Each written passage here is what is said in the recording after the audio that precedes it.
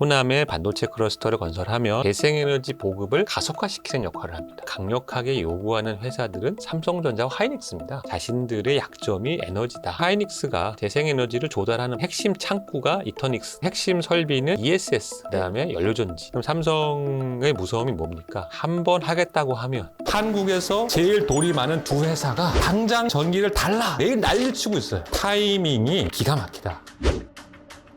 핵심은 정부가 에너지 섹터에 268조 원을 투자하겠다. 그냥 거기서 끝나는 거예요. 고정 댓글을 참고하세요. 네, 코르 에너지 인사이트의 권우재 대표님 모셨습니다. 안녕하세요. 네, 반갑습니다. 대표님, 안녕하신가요? 요즘 그런 사람이 없을 것 같습니다. 그렇죠. 요새는 웃으면 안 돼요. 지금 약간 헛웃음만 나오는 그런 상황인데 시장을 보니까 지금 사상 최초로 오늘 녹화일 기준으로 이틀 연속 서킷 브레이커가 코스닥, 코스피에 다 걸려 있고 이제 반도체 주가를 필두로 이제 정말 많이 이제 시장이 아예 그냥 기능을 못 하고 있다 이런 얘기들도 나오는데 좀 지금 상황을 어떻게 헤쳐나가고 계신지 궁금합니다. 주식을 오래 하신 분들이 다 하는 이야기가 공통적으로 있습니다. 주식은 특정한 종목을 잘못 고르지 않는 한, 즉 뭐 지수를 사서 오랫동안 기다리면 충분히 많은 수익을 거둘 수 있다. 그래서 오랫동안 하면 할수록 승산이 높은 게임이다. 10년, 15년, 20년 동안 지수를 꾸준히 매입하면 7%, 8%, 10%의 수익도 다 거둘 수 있다. 이건요, 역사적으로 증명된 네. 사실입니다. 하지만 그렇게 하는 사람들이 거의 없다.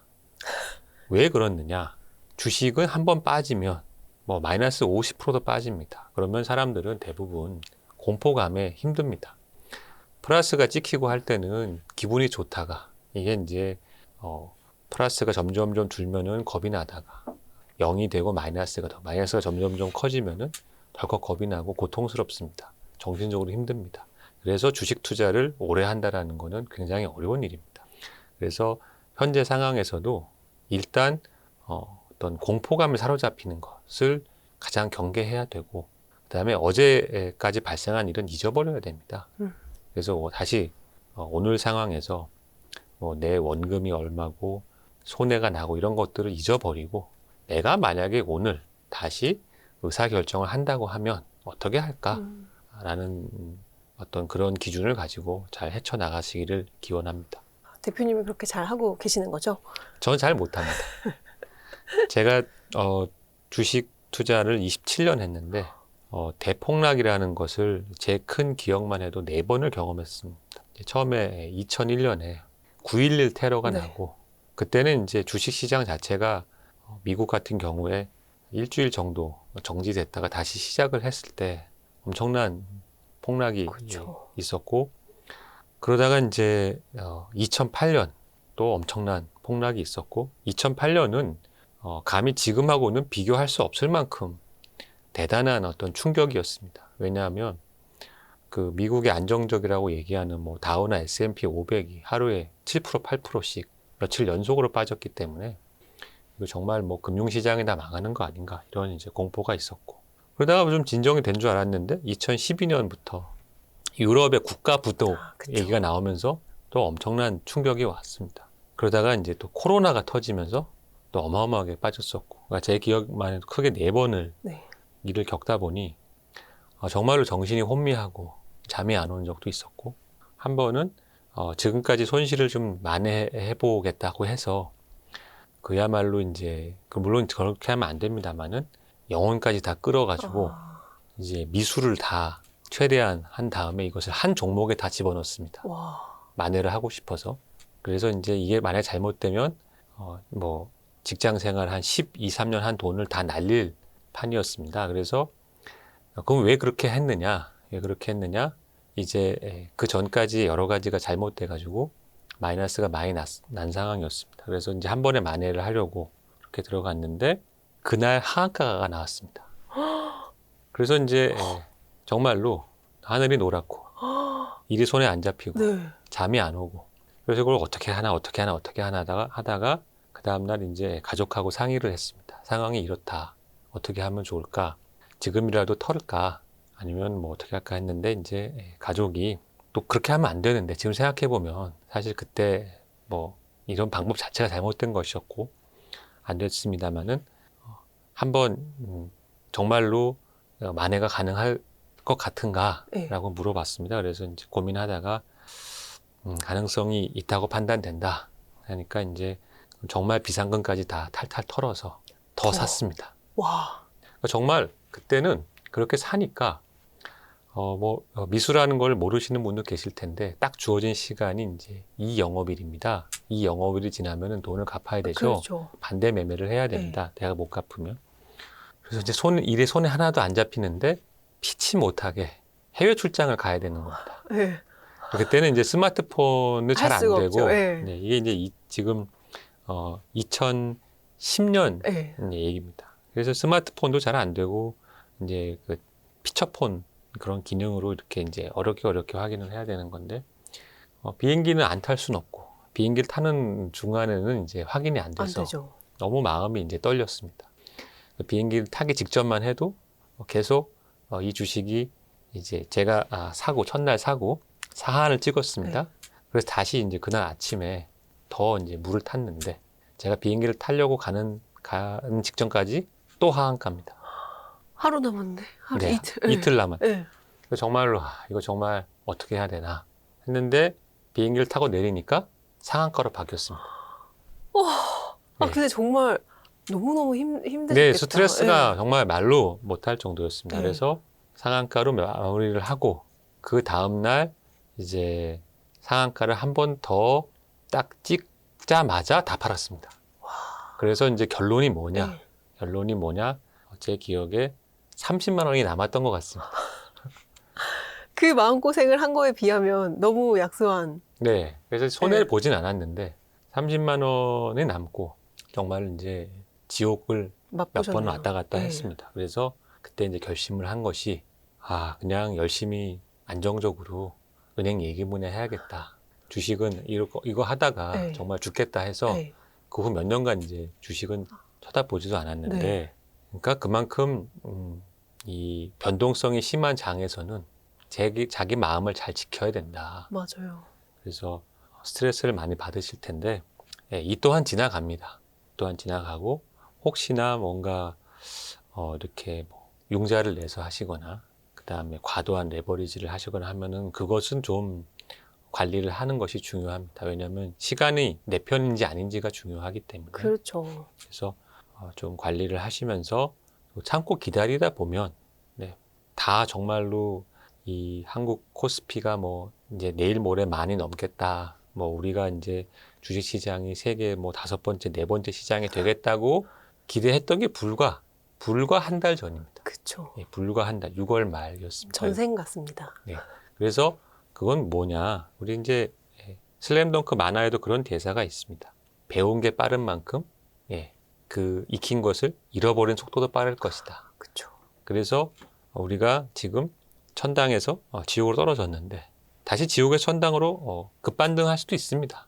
왜냐하면 논리는 사실 똑같습니다. 반도체가 좋다. 뭐가 좋다라는 그 논리가 한 달 사이에 갑자기 세상이 바뀐 건 아니기 때문에 맞아요. 지금 이야기하는 것들 그때 다 이야기했고 중국 반도체 얘기 책도 나왔습니다. 차이나 반도체 라이징이라는 그 권석준 교수님이 쓴 아주 좋은 책인데 거기 보면은 CXMT 얘기부터 DUV부터 다 있습니다. 근데 마치 새로운 것처럼 그렇죠. 지금 예, 다 있는 이야기이기 때문에 새로울 거는 하나도 없는데 이제 여러 가지 이제 마켓 센티멘트와 이런 것들이 좋지 않다. 이럴 때는 좀 일단 공포에 사로잡히지 않고 다시 냉정하게 판단하는 것이 중요하다 하면서 저부터 좀 한숨이 나오는 그런 상황이긴 한데 어쨌든 좀 힘을 내시기 바랍니다. 꾸준히 시장에서 살아남아야 되겠다. 그러려면 또 새로운 산업, 또 넥스트, 이제 뭐가 더 다음 먹거리인지를 우리가 또 공부를 해봐야 되니까 오늘도 또 열심히 또 배워보도록 하겠습니다. 그 지난번에 오셨을 때 SK 이터닉스 얘기 많이 해주셨었잖아요. 근데 SK 이터닉스가 그 이후에 실제로 상한가를 막 하고, 이게 진짜 에너지주들이 움직이네? 막 이러면서 막 가슴이 두근두근 하기도 했단 말이에요. 근데 물론 지금 이제 다 같이 떨어지고 있지만 이 에너지주들의 투자? 네, 좀 어떤 관점에서 접근을 해야 되는지 지금도 여전히 좀 유망하다고 보시는지 좀 그런 것도 여쭤보고 싶어요. 제가 이제 올 초에 책을 내고 또 강의를 하면서 똑같이 강조드리는 이야기는 에너지 분야의 어떤 그 장기 트렌드는 개별 종목 이슈가 아닙니다. 에너지 수요는 원래 인류가 존재하는 한은 계속 수요가 늘어납니다. 인당 수요가 늘어나고 인구가 증가하니까 고비돼가지고 에너지 수요는 계속 늘어나는데 최근에는 여기에 더해서 전기화라는 게 진행되고 있고 에너지 전환이 진행되고 있고 AI 혁명이 진행되면서 에너지 관련된 산업이 전반적으로 다 지금 상황이 좋습니다. 그래서 이제 에너지 관련 투자는 긴 호흡으로 적립식으로 접근을 해도 전혀 문제가 없다. 그러니까 뭐 지금 이 특정한 섹터, 특정한 종목이 지금 좋습니까? 뭐 당장 이게 급반등을 할 것 같습니까? 그건 사실 아무도 모릅니다. 그렇죠. 네, 아무도 모르고 일시적으로 수급이 몰리면 가격은 바뀌는데 이제 그런 우화가 있죠. 강아지를 데리고 산책을 갑니다. 그러면 강아지가 주인 앞에 갈 수도 있고 주인 뒤에 따라올 수도 있는데 중요한 것은 주인이 가는 길을 따라서 강아지는 따라옵니다. 여기서 말하는 주인이 이제 에너지 산업 전체의 네. 방향인데 에너지 산업 전체는 에너지 전환, 전기화, AI 혁명 이런 것 때문에 적어도 향후 10년, 15년 동안은 지속적으로 수요가 늘어나고 그 수요를 커버하기 위해서 공급망에서 여러 가지 투자가 진행이 될 것입니다.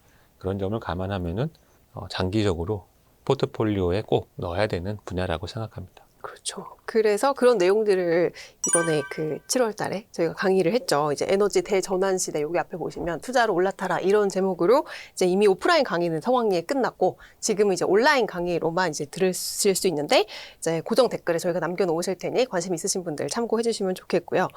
그렇다면 지금 에너지가 AI 혁명, 그다음에 에너지 전기화로의 이제 재생에너지로의 대전환이 이게 두 개로 맞물리면서 지금 앞으로 장기적인 산업으로 쭉 가고 있다라는 말씀이신 거잖아요.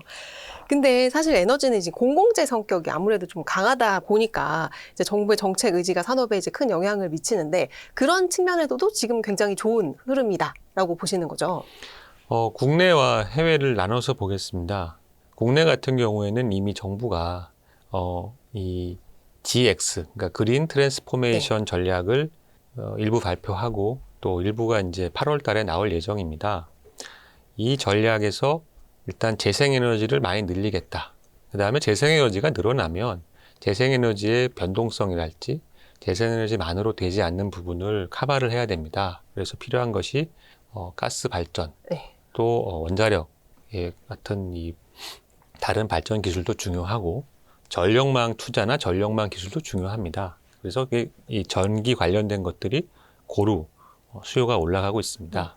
그런데 정부가 최근에 3대 메가 프로젝트 발표하면서 많은 분들이 가장 주목한 것은 용인의 반도체 클러스터를 건설하고 동시에 호남의 반도체 클러스터를 건설한다라는 정부 발표를 보면서 이것이 에너지 쪽에 어떤 영향을 주느냐라는 논의가 있었습니다. 네. 그 중에서도 호남의 반도체 클러스터를 건설하면 재생에너지만으로 안 되니 LNG 발전, LNG 복합 발전, 열병합 발전, 원자력 이런 추가적인 투자가 필요하지 않는가 많은 논의가 있었습니다. 다 이제 중요한 논의가 맞는 이야기인데 한 가지 우리가 이제 그 와중에서 잊고 있는 것이 있습니다. 그게 뭐냐? 호남에 반도체 팹 4개가 들어서면 호남에서 이제 전력 소비량이 6기가 정도 늘어납니다. 그 6기가가 늘어나는 전력 소비량은 뭐 여러 가지 다른 데도 영향을 미치겠으나 호남 지역의 재생에너지 보급을 가속화시키는 역할을 합니다. 그게 어떤 원리냐면 네. 지금 호남에는 태양광과 풍력 공이 한전 전력망이 부족해서 모든 허가와 준비가 끝난 상태에서 발전소를 짓지 못하거나 심지어 발전소를 지었는데 한전망에 연결하지 못하는 발전소들이 많이 있습니다. 그럼 왜 연결을 못하는가? 호남에서 생산한 전기가 주로 현재는 구도가 수도권으로 올라가야 됩니다. 네. 그런데 이 전력공학의 여러 가지 복잡한 이유 때문에 현재는 송전할 수 있는 전기가 11기가와트로 제한이 됩니다. 호남에서. 네, 그러니까 수도권으로 들어오는 올라갈 수 모든 있는. 전기의 길의 최대 용량은 11기가로 제한이 됩니다. 그러니까 이 11기가라는 제약 때문에 재생에너지 생산을 밑에서 전기를 하고 싶어도 혹은 화력발전소도 마찬가지입니다. 동해안의 석탄발전소, 동해안의 원자력발전소, 호남의 재생에너지 다 공히 수도권으로 갈 수 있는 전기가 11기가로 제한이 되니까 여러 가지 제약을 받고 있습니다. 이런 상황에서 수도권이 아닌 발전기가 있는 지역 근처에 대규모 수요가 생기면 네. 수도권으로 전기가 올라가는 필요가 없고 그 지역에서 바로 소비가 됩니다. 네. 그러면 어떤 효과가 생기느냐? 호남에 기존에 이제 기다리고 있던 재생에너지들이 가동이 가능합니다. 왜냐하면 전기를 수도권으로 보내는 게 아니라 바로 옆에 반도체 공장에 보내면 되니까요. 그리고 이 반도체 공장에 필요한 전기를 재생에너지로만 공급하는 것이 아니라 호남에 있는 원자력 단지, 그게 이제 그 전라북도와 전라남도 경계선에 네. 있습니다. 한빛 원전 단지가 용량이 한 6기가 가까이 되는데 네. 그 원자력 단지 전기가 평소에는 수도권으로 올라갑니다. 근데 그 전기도 상당 부분 이제 그 지역 안에서 소비가 될 것이고 또 저쪽 여수 쪽에 이제 LNG 가스 발전소가 계속 들어서고 있는데 그 전기도 상당 부분 이제 지역 내에서 소비가 됩니다. 그러면 수도권으로 기존에는 올라가던 전기가 이제 그 지역에 소비가 되면서 안 올라가게 됩니다. 그러면 이제 수도권 송전 여유 용량이 생깁니다. 네. 그러니까 또 추가로 재생에너지들을 만들 수가 있습니다. 그러니까 결국 발전기가 있는 지역에 대규모 수요처가 생기면 기존의 송전 용량 제약 때문에 접속을 못하던 발전소 접속할 수 있고 그다음에 아예 허가를 못 받은 것도 허가를 받을 수 있고 그래서 이 신규 발전소를 건설하고 사업을 할 수 있는 여건이 매우 좋아집니다. 그래서 이제 정부가 처음에 재생에너지를 2030년까지 100기가로 늘리겠다. 현재 35기가인데요. 이거를 그 계획을 이야기했을 때는 이 3대 메가 프로젝트가 없었습니다. 아, 그 전에 얘기를 한 거예요? 네네. 그러니까 계획 자체는 네. 이제 올 초부터 준비가 돼서 발표는 6월 달에 네. 된 것입니다. 5월, 6월 달에. 그런데 3대 메가 프로젝트는 이 다음에 발표가 됐습니다. 그러면 이걸 어떤 의미냐? 정부의 발표 내용을 이행하기 더 좋은 조건이 되었다. 그러니까 재생에너지를 늘리겠다라는 기존 계획에서 이제 필요한 부분이 재생에너지를 이렇게 많이 늘리면은 이 초과 발전도 되고 남아 도는 시간에 어떻게 합니까? 그랬을 때 ESS를 뭐 짓겠다. 우리가 수도권으로 보내는 HVDC 라인을 건설하겠다. 이런 여러 가지 이제 보관들이 있었습니다. 그런데 지금은 그런 보관이 없이도 일부는 재생에너지를 추가로 할 수 있는 상황이 된 것이죠. 그래서 이제 재생에너지 측면에서 보면 3대 메가 프로젝트는 재생에너지 추가와 보급에 더욱 더 좋은 조건이다. 이렇게 말씀드릴 수 있습니다. 그렇죠. 엄청 가속화할 수 있는. 그러니까 그렇습니다. 재생에너지를 하겠다고 했는데 거기에 이 공장을 짓겠다고 메가 네. 프로젝트를 발표를 했으니까 네. 이제 이러면 서울로 안 보내도 되고 여기서 수요가 다 흡수가 되면은 이제 재생에너지가 더 많이 발전할 수 그렇습니다. 있는 그런 상황인 거죠. 그다음에 이제 또 다른 의미에서 네. 재생에너지 보급에 좋은 신호탄입니다. 3대 메가 프로젝트는. 왜 그런가? 여러 가지 뭐 논란이 있습니다만은 현재 우리나라 반도체 주력 기업인 삼성전자와 SK 하이닉스의 가장 큰 고객은 두 군데입니다. 한 군데는 애플, 네. 또 다른 곳은 이제 엔비디아입니다. 그렇죠.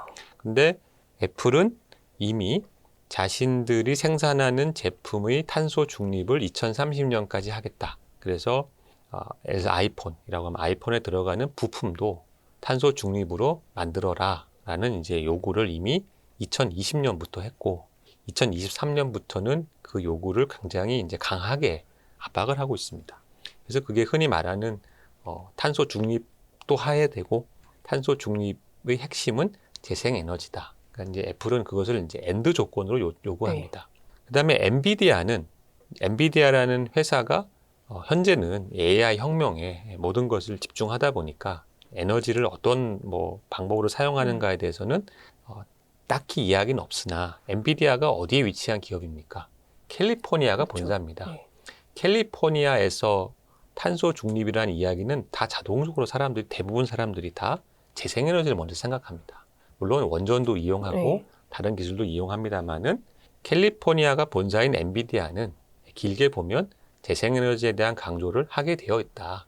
기본적으로 네. 캘리포니아니까. 네. 캘리포니아의 어떤 문화와 정서가 그렇습니다. 그러면 우리나라 반도체 회사들은 좋으나 싫으나 국내에서 반도체를 만든다고 하면은 재생에너지 조달을 해야 됩니다. 이게 이제 큰 스트레스입니다. 그래서 현재 국내에서 재생에너지를 가장 강력하게 요구하는 회사들은 삼성전자와 하이닉스입니다. 다른 데가 아니고. 네.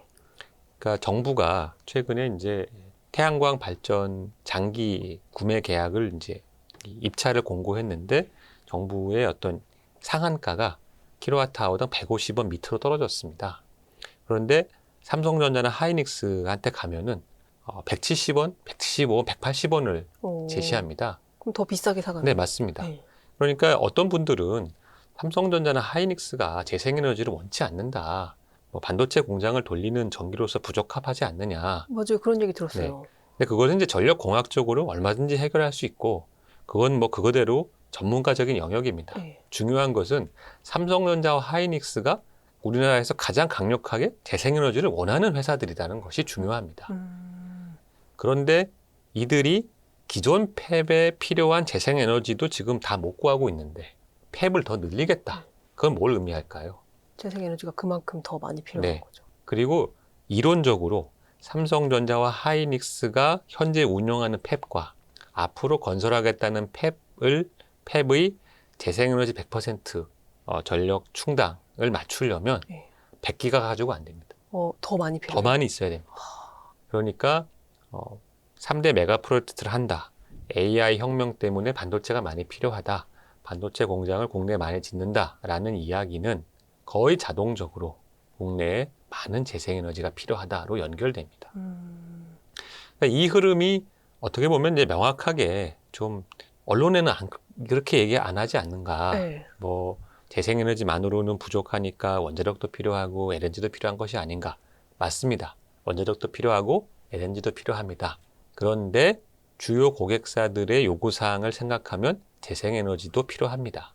필수 아니에요? 그렇습니다. 네, 네. 그래서 늘 논란은 그러한 요구 조건이라는 게 뭐 국익에 도움이 되는가, 반도체 회사들한테 도움이 되는가, 뭐 우리가 이제 갑인데 무시하면 되는 그쵸. 거 아닌가. 네. 네, 그거는 반도체 산업을 짧게만 보면은 지금은 우리가 갑인데 2년 전에는 우리가 을이었습니다. 그렇죠. 그때는 적자가 심했습니다. 네. 근데 애플 같은 충성도 높은 고객을 갖고 있는 이 종합 메이커는 힘이 세죠. 그러니까 애플 입장에서 지금이야 뭐 자신들이 반도체 구하기 힘드니까, 메모리 칩 구하기 힘드니까 CXMT 얘기도 하고 여러 가지 이야기를 합니다만은 그것은 사실 우리가 가볍게 볼 이야기는 아닙니다. 길게 보면은 중요한 고객을 위해서 그들이 요구하는 것들을 우리가 존중해야 되고요. 그 존중을 위해서는 당연히 이제 국내 반도체 팹을 위한 재생에너지는 많이 필요합니다. 그래서 이제 정부도 그런 것들을 반영해서 국내 재생에너지 늘리겠다 하는 것이고, 그 과정에서 이제 주목할 회사 중에 하나가 강의 때 말씀드렸던 이제 이터닉스입니다. 그러니까 왜 이터닉스를 주목해야 되는가? SK 하이닉스가 재생에너지를 조달하는 방법이 여러 가지가 있을 텐데 네. 이제 그 핵심 창구가 이터닉스다라고 이제 판단됩니다. 무슨 말이냐면 SK 그룹 입장에서는 하이닉스라는 이 거대한 회사가 굉장히 많은 필요량이 있습니다. 재생에너지 조달을 해야 되는 그거를 이제 어떻게 보면 교통 정리를 해서 그동안에는 SK 그룹 안에서 여러 회사들이 재생에너지 개발하고 인증서를 거래하고 뭐 이런 일들을 했는데 그게 아니고 이제 SK 이터닉스로 다 교통 정리를 한 다음에 그 SK 이터닉스의 어떤 자본 구조를 확충을 해서 자본력을 가지고 핵심 고객인 하이닉스를 위해서 재생에너지도 개발하고 기존의 재생에너지 인증서도 확보를 해서 하이닉스의 그런 고객들의 아리백 요구 혹은 탄소 중립 요구를 네. 커버를 하자. 그러니까 하이닉스가 업황이 등락이 있을 수는 있으나 하이닉스의 지금 어떤 매출과 이익 규모는 사실 좀 보면 어지러운 숫자가 나옵니다. 그렇죠. 네, 뭐 영업이익이 80조라는 등 이게 이제 한 분기 얘기입니다. 분기. 예, 순이익이 뭐 오늘 90 몇 조, 네. 매출 90 몇 조도 네. 보기 힘든데 순이익이 90 몇 조로 그런 회사가 우리 재생에너지 조달을 해야겠으니 가서 재생에너지 확보해 오시오라고 하면은 어떻게 될까요? 뭐 엄청난 실탄을 이제 그렇죠. 주고 전쟁터에 가서 전투를 하라라는 의미이기 때문에 앞으로 이제 SK 하이닉스의 아리백 이행을 위한 많은 이제 투자가 진행될 건데 거기에 어떻게 보면 천병이 SK 이터닉스다 그렇죠. 이렇게 판단됩니다. 이렇게 수많은 돈을 버는 수익을 내는 하이닉스가 이제 재생에너지를 조달을 해야 되고 그거를 SK 이터닉스한테 네가 내 손발이 되어서 에너지를 가지고 와라 하면은 SK 하이닉스로 이렇게 네 알겠습니다 하고 조달을 해주는 그런 그림 아닌가요? 그렇습니다. 그리고 네. 두 번째는 이제 AI 데이터 센터와도 이 회사와 관련이 있습니다. 이제 제가 AI 데이터 센터에 대해서 최근에 그 3대 메가 프로젝트의 전력 조달 방안에 대해서 의뢰를 받아가지고 좀 저도 이제 작업을 하고 네. 있습니다. AI 데이터 센터라는 것은 기존의 데이터 센터와 달리 그 설비 자체가 매우 복잡한 전력 시스템을 갖추고 있어야 됩니다. 기존의 전력망에 우리가 뭔가 이용할 때는 모든 것을 한전이 다 해주고 네. 나는 그냥 전기를 편하게 쓰면 된다라고 생각했습니다만은 AI 데이터 센터는 그 데이터 센터의 부하 특성, 규모, 전력망에 주는 스트레스 이런 것들을 감안했을 때 데이터 센터 자체가 상당한 전력 설비가 되어야 됩니다. 그 핵심 설비는 ESS, 네. 그 다음에 연료전지 네. 두 가지입니다. 그래서 미국 같은 경우에 보면은 대규모 연료전지를 붙이는 AI 데이터 센터가 요즘 하나의 표준이 되었습니다. 아 데이터 센터에 ESS를 붙이는 거예요? 그렇습니다. 그 이제 대표적인 사례가 이제 스페이스X의 네. 콜로서스라는 설비이고 그러한 스타일과 준표준화된 컨셉들이 매우 빠르게 확산되고 있습니다. 왜냐하면 이 데이터 센터가 요즘은 이제 용량이 커지면서 하나의 거대한 단일 서버 개념으로 운영이 됩니다. 네. 그러면 이제 예를 들어서 트레이닝을 시키자 하고 앉아서 엔터키를 탁 누르면 0.1초 만에 부하가 이제 500메가까지 찼다가 막 작업을 하다가 야 이제 트레이닝 끝났습니다 하면 다시 100메가 뚝 떨어집니다. 0.1초 만에. 엄청 이게 네. 크구나. 예. 그럼 이제 뒤에 전력망이 버틸 수가 없습니다. 원래 약간 스테이블하게 가야 되는 거 그렇습니다. 아니에요? 네. 그리고 이제 그런 식으로 전기를 한꺼번에 많이 쓰는 공장은 이제 일반 산업체에서는 제철소가 있습니다. 제철소 중에 전기를 가지고 아크를 일으켜서 쇠를 녹이는 공장들이 있습니다. 이런 공장들도 뭐 몇백 메가 전기를 사용하는데 이런 공장들은 한전에다가 다 미리 사전에 작업 스케줄을 공지를 합니다. 그래서 대부분 다 새벽에 이거를 불꽃을 튀깁니다. 그러니까 새벽에. 전력 사용량이 낮을 때 네. 그때 몰아가지고 그렇게 해야만 네. 여유가 있으니까 그렇죠. 커버를 할 수 있습니다. 근데 AI 데이터 센터는 그런 것들을 한전에 통보하기가 매우 어렵습니다.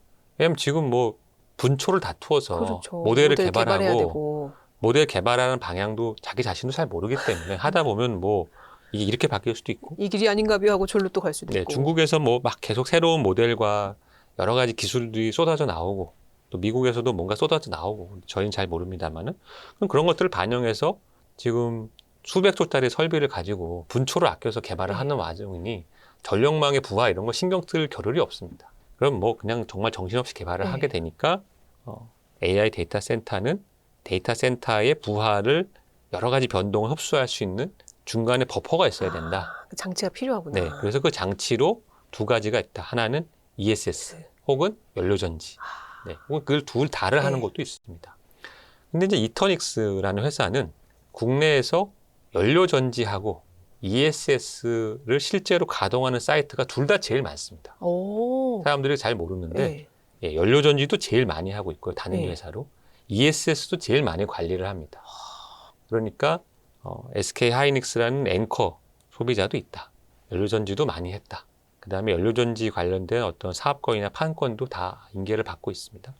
그 다음에 ESS도 많이 했다.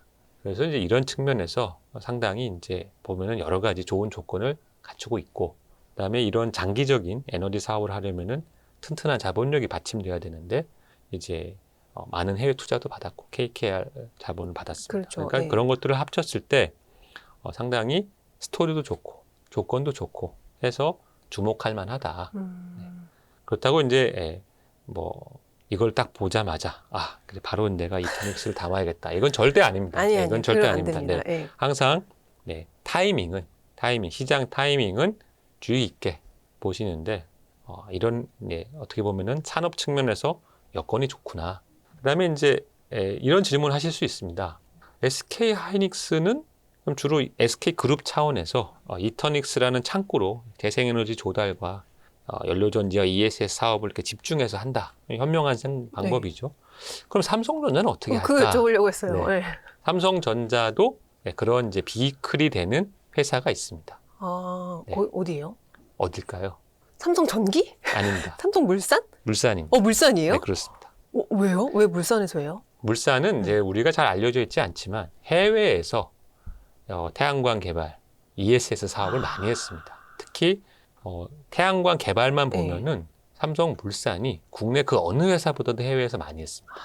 그래서 그 노하우가 있기 네. 때문에 국내에서도 충분히 많이 할 수 있고 이미 국내의 ESS 프로젝트에는 삼성물산이 3년 전부터 많은 이제 어떤 기반을 잘 다져 나왔습니다. 네. 그리고 삼성그룹에는 국내에서 유명한 이제 배터리 회사인 삼성 SDI도 있기 때문에 그렇죠. 이제 삼각 세 회사가 이렇게 얼라인돼서 시너지를 낼 수 있습니다. 삼성전자, 물산, SDI. 그렇습니다. 이렇게. 근데 삼성전자는 그러면은 어떻게 보면은 이제 SK만큼 기존에 이제 에너지 사업에 대한 어떤 지휘 체계가 없었습니다. 네. 그래서 이제 삼성전자 그룹에서 이게 좀 우리가 약하네 해서 올 초부터 대대적으로 이제 인력을 보강하면서 다시 이제 우리도 에너지 사업을 하겠다라고 선언을 하고 준비를 하고 있습니다. 네. 그럼 삼성의 무서움이 뭡니까? 한 번 하겠다고 하면 국내에서 가장 조직력, 실행력이 강한 회사이기 그렇죠. 때문에 한 번 하면 제대로 한다. 네. 근데 삼성이 드디어 제가 볼 때는 이제 재생에너지 분야, ESS 분야 이런 분야에 이제 강하게 들어온다. 삼성전자 하이닉스는 사실 이 재생에너지의 수요처일 뿐만이 아니고 아예 그 산업에 뛰어들었다고도 볼 수도 있겠네요, 그러면. 이제 SK 그룹 네. 차원에서는 원래 하고 있었습니다. 그리고 삼성 그룹 차원에서도 다시 이제 과거에는 이제 삼성 그룹이 정유 산업을 했었습니다. 삼성 맞아요. 토탈이라는. 네, 네. 근데 이거를 이제 한화한테 다 팔았잖아요. 팔고 한동안 안 하다가 다시 이제 들어오는 겁니다. 에너지 사업으로, 그러니까 산업으로 아예. 팔고 나갔던 회사가 네. 이제 진짜 에너지가 너무 중요해진다고 판단을 하니까 다시 또 발을 들였다. 이렇게 그렇습니다. 해석을 해도 네. 되겠네요. 그리고 그 핵심 비클은 혹은 중심의 회사는 삼성물산이다. 물산. 네. 아, 그래서 삼성물산이 그동안 국내는 뭐 그렇게 눈에 띄지 않았으나 해외에 특히 재생에너지 쪽에는 굉장히 많은 실적을 내고 돈도 잘 벌었습니다. 네. 잘 벌고 있고 그 노하우를 이제 국내로 다 갖고 오는 겁니다. 그러면 이제 그 상당한 제가 볼 때는 기대할 만한 이게 진짜 부분이다. 넥스트 먹거리, 큰 먹거리 시장이 지금 펼쳐지고 있는 그런 느낌이 드는데요. 맞습니다. 네. 그러니까 저는 어떤 관점에서 보냐면 간단한 숫자를 하나 말씀드리겠습니다. 이제 SK 하이닉스 실적 발표를 했습니다. 네. 오늘 오전에 했죠. 네, 오전에 영업이익이 뭐 80조다 분기에 순이익은 다른 지분평가 이익까지 해서 이제 90조 이상입니다. 그런데 동시에 이제 설비 투자에 대한 얘기가 있었습니다. 근데 이제 올해 예상 설비 투자가 제 기억이 맞으면 모르겠는데 뭐 60조 정도로 네. 저는 기억합니다. 그러면 이제 딱 느껴지는 게 숫자가 앞뒤가 안 맞습니다. 반도체 회사는 보통 제가 뭐 반도체를 깊이 알진 못합니다만은 이제 산업을 보다 보니까 네. 에너지를 보다 보니 이제 반도체도 좀 보게 되는데 제가 알기로는 그동안 이 반도체 회사라는 이런 곳들은 돈을 많이 벌 때는 버는데 불황도 깊고 맞아요. 또 사이클이니까. 번 돈을 가지고 대부분 다 막대한 설비 투자를 해서 그 감가상각이 짧은 장비에 막대한 돈을 투자하니까 이 넷 전체 이 누적 캐시 플로우로 보면 이렇게 이제 돈을 많이 버는 회사는 아니었다. 혹은 돈을 많이 벌긴 버는데 또 많이 쓴다. 네. 이런 말이 많았습니다. 근데 하이닉스만 봐도 지금 한 분기에 버는 돈으로 지금 설비 투자 다 감당할 수 있는 그렇죠. 엄청난 돈이고 그다음에 하이닉스가 그러면 뭐 이번 분기만 돈 벌고 다음 분기는 적자냐 이것도 아닙니다. 현재 얘기가 나오는 거는 뭐 올해도 당연히 좋고 내년도 좋고 네. 내후년 상반기까지도 좋을 것 같다. 여러 가지 이제 장기 계약 이런 것들이 있기 때문에 그러면 이제 하이닉스 혹은 SK 그룹 입장에서는 어떤 판단을 하게 될까요? 돈을 엄청나게 많이 벌었습니다. 그리고 뭐 이제 종업원들한테 보너스도 주고 캐펙스 투자도 하고 R&D 투자도 하고 많이 했는데도 돈이 남습니다. 그러면 이걸 다 법인세로 낼 것이냐? 그럴 순 없죠. 그럴 수는 없고 또 그렇게 하면은 현명한 판단이 아닌 것이죠. 세금을 낼 땐 내더라도 당연히 투자를 하게 됩니다. 네. 그런데 반도체 회사가 반도체에 투자하는 것도 한계가 있습니다. 그죠. 네. 그럼 자기가 봐도 이 업황이 업다운이 있고 그렇다고 뭐 지금 하이닉스가 갑자기 로직 반도체를 하겠다랄지. 그죠. 화장품을 만들겠다든지. 네. 그건 아닙니다. 네. 그러면 이제 어떤 고민을 하게 되느냐. 우리가 반도체를 더 잘하기 위한 투자를 고민하게 됩니다. 대부분 업종이 다 패턴이 비슷합니다. 매우 호황일 때 돈을 많이 벌게 되면 본원적인 경쟁력을 강화하는 방향으로 투자를 고민합니다. 그럼 지금 모든 사람들이 이야기하는 게 반도체 공장을 짓는데 우리가 지금 뭐 용인이니 호남이니 뭐 하면서 홍역을 앓는 게 뭡니까? 에너지 문제입니다. 전기. 네, 전기를 어떻게 구하냐, 뭐 이 반도체라는 이 산업이 너무 많은 전기와 에너지를 쓰지 않느냐, 이게 정말 환경에 좋은 거냐 하는 논의가 있죠. 그러면 이제 이게 우리 산업의 약점이구나 생각하면 이것을 보강하는 방향으로 투자를 하게 됩니다. 그거는 하이닉스도 그렇고 삼성도 그렇고 네. 다른 반도체 회사도 똑같습니다. 그래서 이제 현재 시장에서 가장 어떻게 보면은 수익성이 좋은 산업들이 자신들의 약점이 에너지다.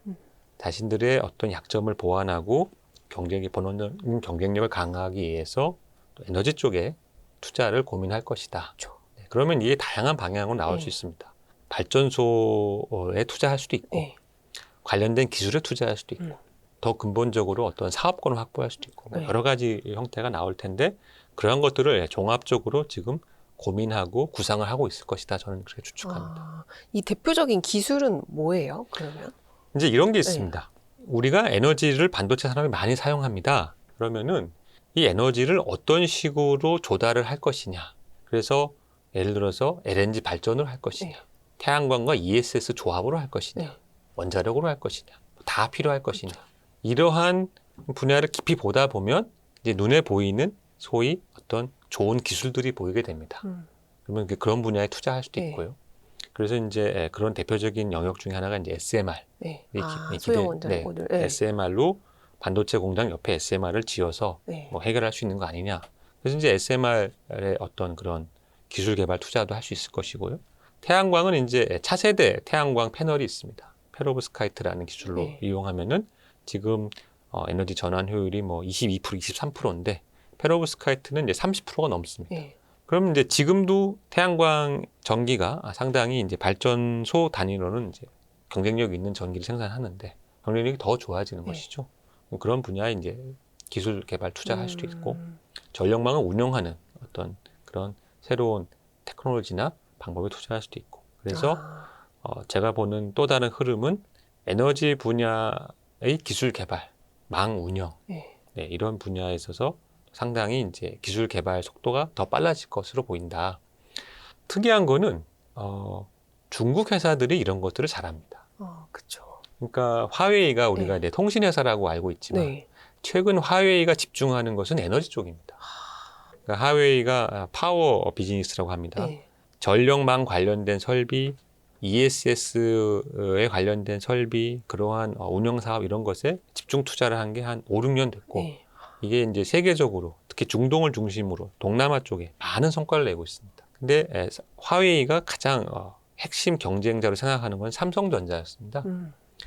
종합 어떤 이제 전자 회사로서 네. 화웨이와 삼성이 서로 이제 경쟁하는 것인데 저는 삼성이 화웨이가 이런 파워 비즈니스에 주목하는 만큼 삼성의 넥스트는 삼성전자의 넥스트 혹은 성장 동력 중에 하나는 지금 반도체지만 반도체 뭐 모바일 여러 가지가 있지만 파워 비즈니스가 반드시 들어올 것이다. 그러니까 서로 이제 곁눈질하면서 영향을 주면서 네, 이쪽으로 벤치마킹 하는 가고 것이죠. 있구나. 근데 생각해 보면 진짜 올해 초인가 그 일론 머스크도 이제 미래의 화폐는 에너지다 이런 얘기를 한 적도 있었고 그 소프트뱅크 손정희 회장도 똑같은 이 맥락으로 얘기를 했었고 다 그게 하나의 어떤 궤로 연결되는 느낌이에요. 그렇습니다. 네. 이제 앞으로의 미래는 AI를 이제 가능성을 주목하는 분들은 이제 미래의 화폐 토큰이다 이런 말도 하시고 토큰을 만들기 위해서 필요한 것은 이제 전기다. 전력. 네. 네, 전기 전력. 이제 전기 전력을 얼마나 풍부하게 확보하느냐 국가 차원의 이제 그 경쟁이다. 뭐 이런 말들이 많이 나옵니다. 그리고 전력 전기라는 것은 우리는 주로 논의가 보면 원자력을 해야 된다. 재생에너지를 해야 항상 된다. 원자력 얘기 네, 나오죠. 뭐 네. LNG 해야 된다. 발전에만 주목하지만 지금 국내에 발전소가 부족해서 이 어떤 입지가 어렵다 쉽다 얘기하는 것이 아닙니다. 전기를 보낼 방법이, 전기를 보내는 기술에 있어서의 한계, 이런 것이 더 지금은 병목입니다. 송전 기술. 그렇습니다. 네. 이것을 극복할 수 있는 차세대 기술 아이디어 많이 있습니다. 근데 이것을 검증하기 위한 투자가 지금까지는 네. 불충분했습니다. 그런데 아까 말씀드린 하와이 같은 곳이 뭘 하느냐? 자신들의 자금력과 통신 기술, 미래 R&D 이걸 융합을 해가지고 차세대 전력망 기술에 굉장히 많은 성과를 내고 있습니다. 기존에 어떻게 보면은 이제 유럽계 어떤 지멘스나 네. ABB 같은 회사들이 독보적으로 갖고 있던 기술들을 화웨이가 요즘 무서운 속도로 추격을 하고 있습니다. 그러면 이것은 예를 들어서 과거에는 통신이 전자산업의 하나의 성장 엔진이었다. 네. 근데 이것이 최근 몇 년 동안 AI를 필두로 한 반도체였다. 네. 근데 파워 부분은 네. 어떻게 보면 그 다음 넥스트 엔진이 될 수가 있다. 네. 그러니까 지금은 우리가 어떻게 보면 전기를 그냥 아날로그 스타일로 쓰고 있다. 사실 우리가 전기를 지금 매달 어떻게 쓰는지는 한전 고지서가 나와야 맞아요. 몰라요. 확인을 하고 전기 쓰면서도 약간 머리를 비쩍거립니다. 이거 내가 에어컨 너무 많이 틀면 누진세 때문에 네. 많이 나오지 않을까 걱정하는데 IT 기술과 융합된 해외 사례를 보면은 훨씬 더 이것이 지능화됩니다. 전력망이. 그래서 어떤 나라는 이 소매 업체도 여러 군데인데요. 이제 우리가 통신 서비스는 우리나라에서도 경쟁을 하고 네. 여러 가지 특이한 상품들이 많지 않습니까? 그래서 요즘은 이제 실시간으로 이용 요금을 알려주는 회사도 있고요. 통신 회사 중에. 그렇죠. 통신과 뭐 막 결합을 해서 결합 서비스도 하고 다양합니다. 외국은 전기도 그렇게 하는 곳이 많습니다. 그리고 이제 알림 서비스라고 해서 예를 들어서 오늘은 밤 10시 반부터 전기요금이 뚝 떨어집니다. 이때 쓰세요. 네. 약간 이런 식으로. 네, 그 정도는 이제 꽤 됐고 네. 요즘은 이제 가정용 전력 제어 기기랑 그런 것들이 융합이 돼서 아예 이런 거죠. 제가 세탁기에 세탁물 집어넣고 세제랑 섬유 유연제를 미리 집어넣고 전원만 켜놓고 있으면 얘가 스탠바이 했다가 10시 31분 돌립니다. 전력 요금이 싸질 때. 네, 그거를 제가 제어할 필요 네. 없고 이 제가 거래하는 전력 회사와 저희 집에 어떤 이런 지능형 제어 시스템이 네. 서로 통신을 하면서 제가 사용하는 전기 요금의 최적 패턴을 찾아주고 비용을 최대한 아껴주는 방법을 찾아서 그거를 실행해 줍니다. 거기다가 이제 전기차 충전도 붙고 그렇죠. 뭐 제가 예를 들어 우리 동네에서 이제 지붕형 태양광에 같이 투자를 했다 하면은 그것까지 다 묶어서 통신 요금, 이제 인터넷 요금 묶는 것처럼. 그렇습니다. 네. 해서 전기 요금은 아껴주고 전기 판매 수익은 높여주는 방법으로 굉장히 다양한 기법들이 적용을 하고 있습니다. 이미. 그럼 그런 기술들이 제가 볼 때는 앞으로 굉장히 중요해진다. 현재는 그 시장을 이용할 수 있는 인구가 뭐 많아봐야 뭐 한 2억 명, 3억 명 수준인데 이제 급속하게 늘어날 것이다. 그리고 전기와 통신이 융합되고 그다음에 이것이 이제 토큰 경제와 융합이 되면 우리가 미처 생각하지 못했던 잠재력이 있는 에너지가 서비스가 되고 에너지가 일상생활에서 우리가 현재 통신을 쓰는 것만큼 굉장히 긴밀하게 우리 일상생활에 영향을 주고 하나의 중요한 고객 접점을 만들 수 있는 분야다. 네. 유럽에 이제 그런 서비스가 많이 있습니다. 그래서 이제 지금 보면은 미국도 그런 회사들이 등장하고 있고 여기에 관심을 많이 갖고 있는 빅테크가 이제 구글입니다. 구글이 이제 또 그런 면에 관심을 많이 갖고. 구글은 참 안 하는 게 없어요, 그렇죠?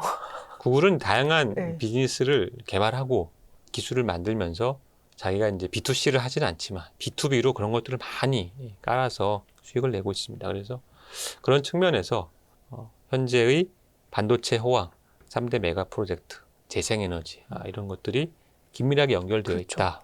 그리고 정부가 추진하는 재생에너지 확대 정책이 실행 여건이 상당히 과거 비해서 좋은 상태였는데 3대 메가 프로젝트와 반도체 호황이 여기에 어떻게 보면 더 힘을 실어주는 형국이고 그래서 이제 다양한 오늘은 뭐 시간 관계상 이제 SK와 삼성의 대표적인 회사 한 군데씩만 말씀드렸습니다만은 훨씬 더 많은 그렇죠. 다양한 이제 수혜가 기대되는 기업들이 있습니다. 그 강의에서 30개 기업을 맞습니다. 말씀을 해주셨잖아요. 하나 그게 뭐 그 기업이 오른다 내린다 이렇다기보다는 그 각 섹터별로 이런 기업이 이런 흐름에서 이제 수혜를 볼 수 있는 그 길목에 있다 이런 거를 정리를 해주신 거죠. 그렇습니다. 그래서 이제 보면은 이제 어떤 섹터가 유망하다라고 했을 때 그 섹터가 유망하다라는 그런 흐름이 이게 이제 6개월짜리인지 1년짜리인지 5년짜리인지 10년짜리인지에 따라서 이제 판단은 달라지는데 제가 말씀드리는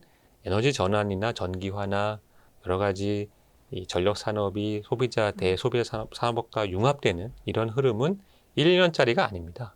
네, 훨씬 더 긴 호흡의 변화인데 그러면 이제 그 섹터를 잘 보고 있다가 어떤 의미에서는 시장이 약간 비이성적으로 모든 것을 다 이제 패닉셀하는 상황에서는 오히려 줍줍할 수 네, 있는 그런 기회가 될 수 있죠. 있습니다. 맞아요. 그래서 이제 그런 의미에서 에너지 섹터를 주목하시기를 바라고 에너지 섹터에 관한 더 상세한 설명이나 그런 강의는 내용이 워낙 많습니다. 맞아요. 제가 이제 에너지 전체를 5시간, 6시간을 했고 재생에너지만 다시 추려가지고 맞습니다. 5시간 이상을 했는데 사실 그것도 시간에 부족합니다. 부족해서, 네, 워낙 이게 영역이 넓어서 네. 복잡한데 그런데 투자를 고민하시는 분들께서 한번 기회를 내서 에너지 섹터 또 재생에너지 특히 재생에너지는 어떻게 보면 세계적으로 각광을 받고 있음에도 국내는 좀 덜 주목한 면이 뭔가 있는데 정치색이 좀 묻어 있죠. 그렇습니다. 예, 예. 그런데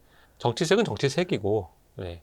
어쨌든 현실적으로 아까 말씀드렸듯이 정부가 하겠다. 또 삼성전자와 하이닉스가 재생에너지가 많이 필요하다.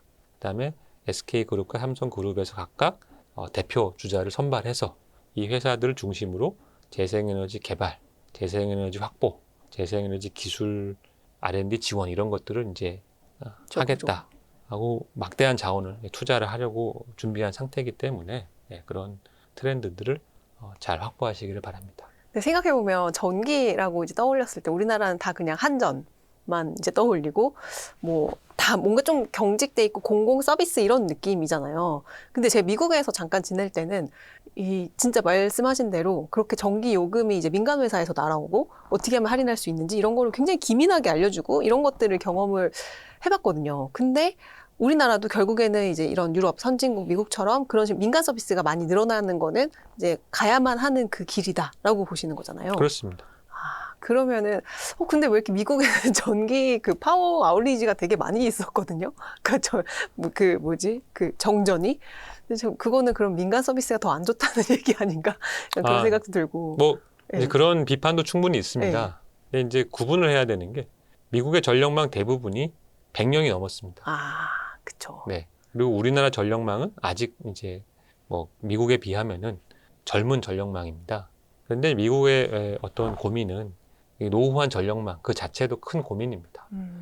최근에 이제 미국 전력망의 유지 보수, 업그레이드 이런 것이 이제 중요해졌고 특히 전력망 중에서도 이제 각 가정이나 최종 말단까지 전기를 보내주는 걸 이제 배전망이라고 네. 하는데 배전망에 들어가는 설비 중에 제가 예를 들어서 어떤 이제 뭐 뉴욕의 어떤 중심부에 배전망 시설이 있는데 이게 이제 뭐 110년 된 네. 설비라고 가정하겠습니다. 그럼 110년 된 설비가 들어있는 건물도 110년 이상 오래된 건물입니다. 그렇죠.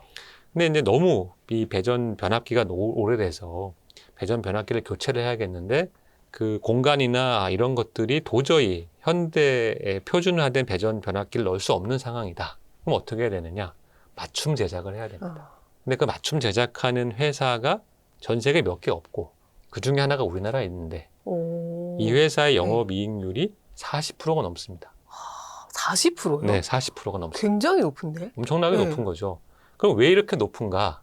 그러니까 전 세계적으로 제가 아까 말씀드린 여러 가지 이유로 변압기라는 것이 이제 참 수요가 많고 변압기를 많이 만들 수 있는 건 공장들이 중국에 있는데 중국 변압기가 이제 전 세계에 다 팔릴 수 있는 게 아닙니다. 그렇죠. 네, 미중 간의 이제 패권 공급망 전쟁. 분리 네. 이런 이슈 때문에 그러다 보니까 변압기를 만들 수 있는 회사들은 요즘 다 어떻게 하면 설비를 빨리 증설할 수 있을까 제작 설비를.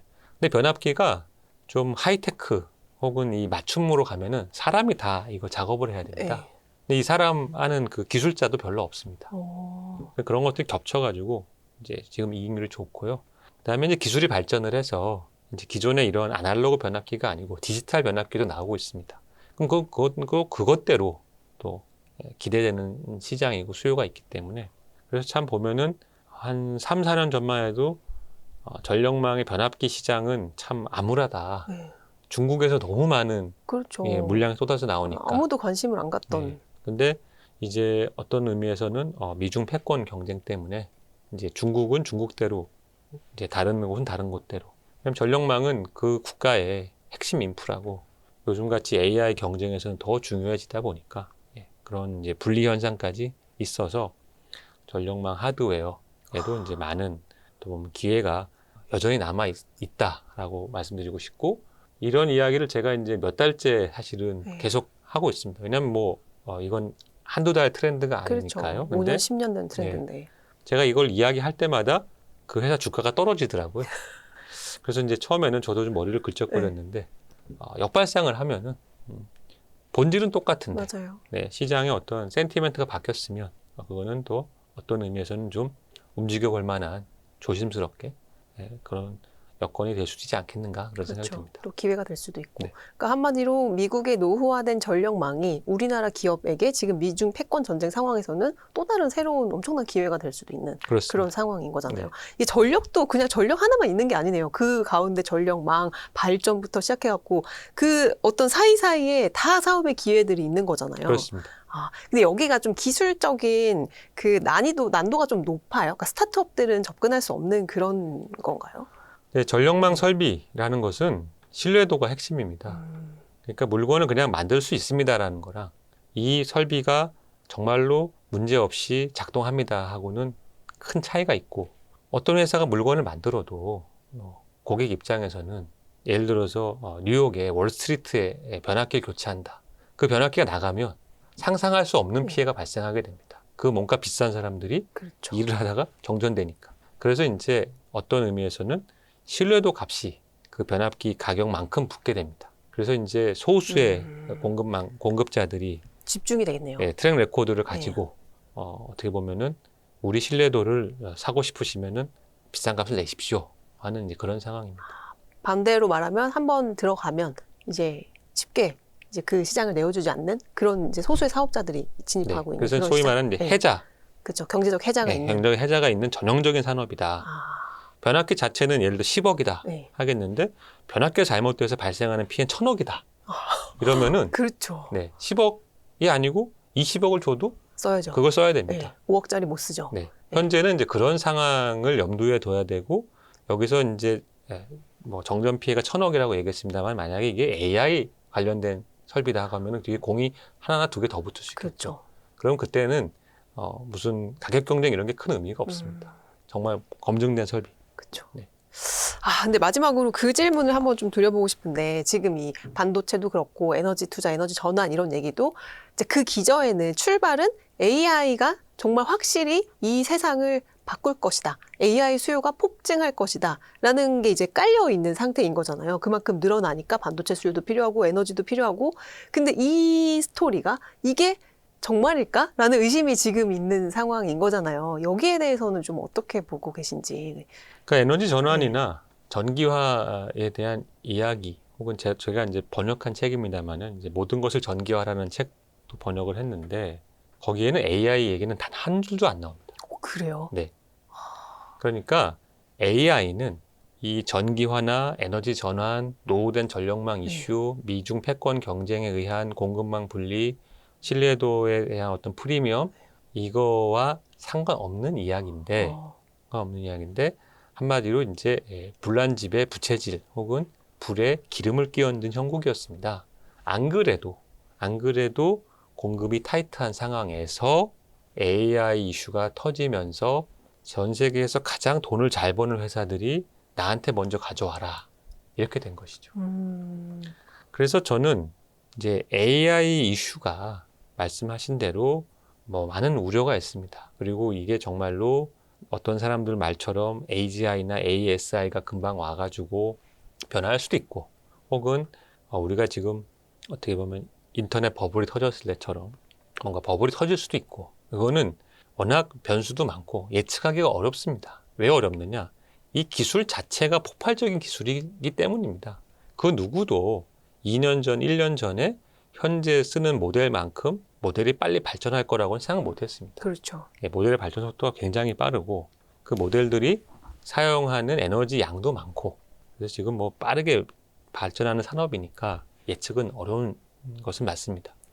그런데 이 AI 산업이 예를 들어 현재 기대 수준만큼 기술 개발이 안 된다 하더라도 저는 어떤 걸 보고 있냐면 요즘 저는 이제 오랫동안 아이폰을 쓰고 있는데 아이폰을 쓰는 사람들은 한 가지 이제 금기가 있습니다.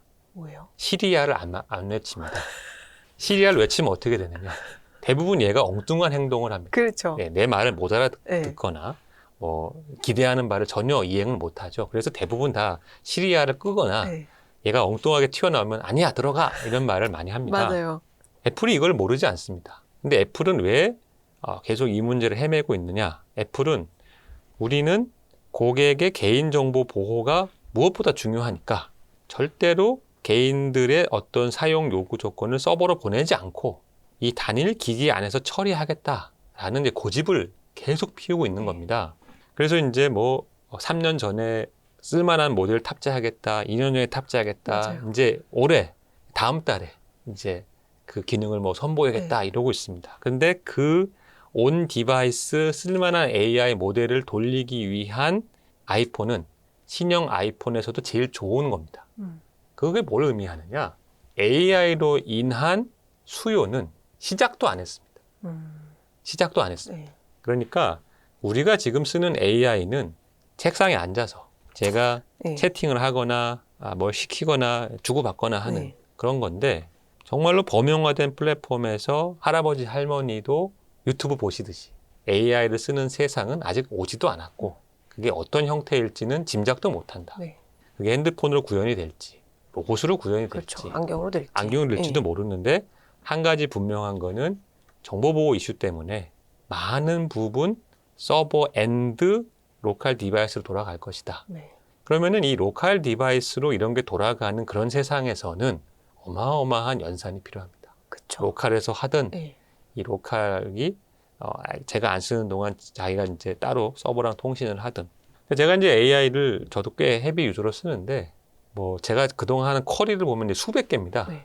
수백 개 쿼리를 하면서 많은 이야기를 AI랑 주고받고 있는데 문득 그런 생각이 듭니다. 이 많은 AI 관련된 어떤 나의 질의응답과 그동안의 어떤 메모리가 다 저장이 되고 다 얘가 나를 추적하고 알려면은 얼마나 많은 데이터가 앞으로 축적이 돼야 될까. 그렇죠. 사람의 욕심이 끝이 없는 게 처음 AI가 될 때는 한 2, 3메가 PDF를 얘가 이해하고 제 질문에 답을 하면 우와 신기해. 너무 신기해. 예. 네. 요즘은 파일 100개 넣는 건 기본이고 맞아요.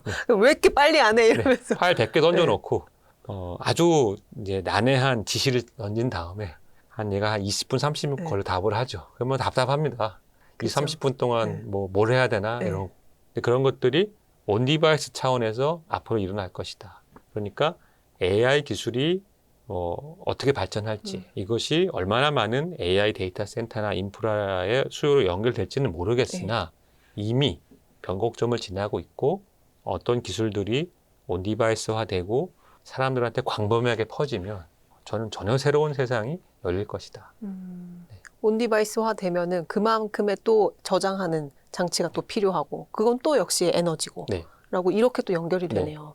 그러니까 확실히 AI는 아직 시작도 안 했는데 사실 AI를 떼고 나서라도 이 에너지 전환은 이미 시작이 되고 있는 네. 예, 그렇게 이해를 하면 되겠죠? 그러니까 네. 쉽게 정리하자면은 우리 인류가 지금 먹고 사는 데 있어서 어떤 에너지를 많이 쓰고 있습니다. 근데 AI 세상이란 건 뭐냐? 나보다 더 똑똑한 놈을 한 10명 부리는 겁니다. 그 10명이 밥을 안 먹고 일을 하는 게 아니고 걔는 그렇죠. 전기를 먹습니다. 그럼 제가 볼 때는 지금 인류가 사용하는 에너지만큼을 AI는 더 쓸 가능성도 있다. 왜냐하면 나보다 훨씬 똑똑한 놈을 많이 부리는 그게 공짜로 되는 게 아닙니다. 다 전기를 줘야 되고. 그럼 그러한 엄청난 에너지 공급이라는 것이 오랜 세월을 걸쳐 진행이 될 텐데 그것들은 이제 어떻게 보면 큰 과제이고 동시에 큰 기회다. 그렇게 생각합니다. 와, 오늘 또 진짜 많이 배워갑니다. 이제 시장에 이제 흔들리면서 멘탈이 이제 다 나가 있었는데 또 마음을 다잡고 이렇게 이제 넥스트 이제 반도체 정말 다음의 이 성장 엔진이 될 수 있는 에너지 분야를 이번 기회에 또 이 에너지 전환, 대전환 시대에 투자로 올라타라 이런 강의들로 한번 공부를 해보는 것도 너무 미래에 대비를 하는데 너무 좋을 것 같다는 생각이 들어요. 오늘도 나와주셔서 너무 좋은 말씀 주셔서 감사합니다. 코르 에너지 인사이트의 권효재 대표님이셨습니다. 고맙습니다. 감사합니다.